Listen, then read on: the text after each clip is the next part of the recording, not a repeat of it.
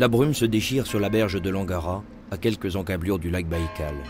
Je pense aux Cosaques du Tsar qui combattirent ici le pire ennemi des Russes, l'immensité sibérienne.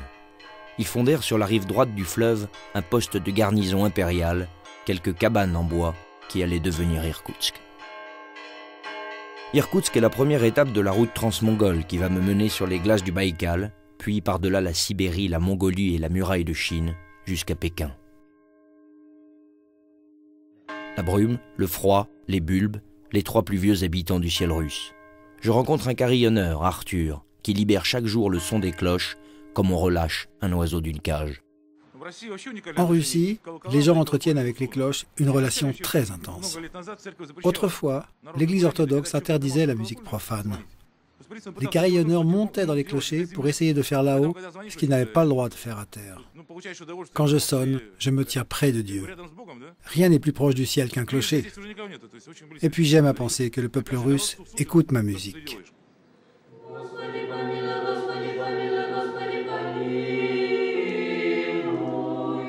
J'aime rester immobile pendant des heures sous la nef des vaisseaux de la foi orthodoxe.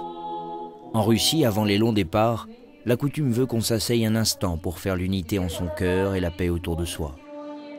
Je pense à mon voyage et je dépose un cierge en recommandant aux icônes immobiles de prier pour mon âme nomade.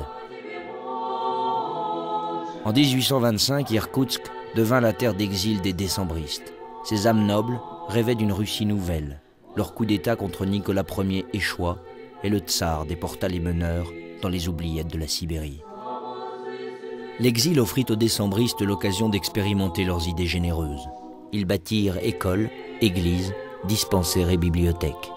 Si l'histoire